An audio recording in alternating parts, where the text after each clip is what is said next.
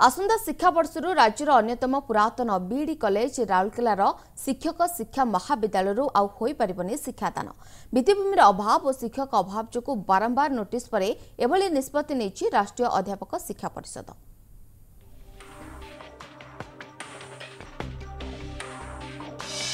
Steel city Rourkela रे आउ बाहरिबेनी शिक्षक बंद हेबो राउरकेलार शिक्षक शिक्षा महाविद्यालय। आसंता शिक्षा वर्षर बंद हेबाकू जारी होईछि नोटिस। गत मास 28 तारिख रे कॉलेज ऑफ टीचर एजुकेशन को नोटिस जारी करिछि राष्ट्रीय अध्यापक शिक्षा परिषद बा एनसीटीई।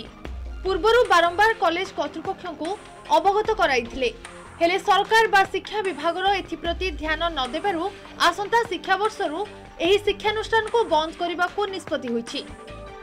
जेतेला आमे सुनिलु जे आम मन रे गोटे भयभीत लागिला परि लागिला सेते बेले आम मन रे मध्य आमे एडमिशन नै सारला परे मध्य हमको सिक्योर लागिलानी जे आम करियर कोन हबो केमिति हबो तापरे आमर भविष्य रे आमे आम जो स्वप्न को साकार करबा पय आसी जो से स्वप्न आमर साकार हबो ना नै एटा गोटे प्रश्नवाची चिन्ह रही जाइछि। बहुत जत्नवान हबा कथा काहेकि ना टीचर्स मानकर क्वालिटी बहुत कमी जाइछि जेहेतु गवर्नमेंट बहुत लूजली नौचे जिनसटा को और टीचर माने जदी क्वालिटी तांकर डिक्रीज हे जो पिला मान को की एजुकेशन दबो।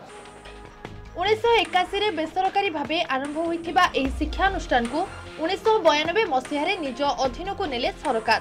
प्रथमे वर्ष को 50 जन करी छात्र छात्री प्रतिवर्ष एहिठारु शिक्षकता शिक्षा करी शिक्षक हेउथिबा बेले 2005 रे एहा को अपग्रेड करा जाई वर्ष को 100 जनक पई व्यवस्था करा जायथिला। उन्नत मानर शिक्षक प्रस्तुति करिबा पई गत 2015 और 16 शिक्षा वर्षरु पाठ्यक्रम को 2 वर्षिया करा जायथिला हेले शिक्षक अभाव तथा भित्तिभूमि अभाव को नहीं एनसीटीई रो नोटिस पर एबे राजनीति जोर धरछि। दीटा एस्पेक्ट रे इंफ्रास्ट्रक्चर आउ स्टाफ विषय रे से माने शो कोच नोटिस देइथिले गवर्नमेंट को किंतु सेति तांकर जो स्टिपुलेटेड टाइम भितरे सेटा गवर्नमेंट पूर्ण करि परलानी तेनु से माने एबे केतोटी कॉलेज रो काढी नइचंती रिकॉग्निशन। कॉलेज रे कोन भलमंद अछि हम जाननो किंतु कॉलेज भले संस्था गोटे थिला बीडी कॉलेज भले संस्था ताकु ने नै हटै देबे एटा बिल्कुल आमर हजम होनी। सरकार को उदासीनता हेतु अंधकार को ठेली हेबा को बसिछि छात्र छात्री को भविष्यत। राउरकेला भविष्य चौहान को रिपोर्ट एमबीसी न्यूज।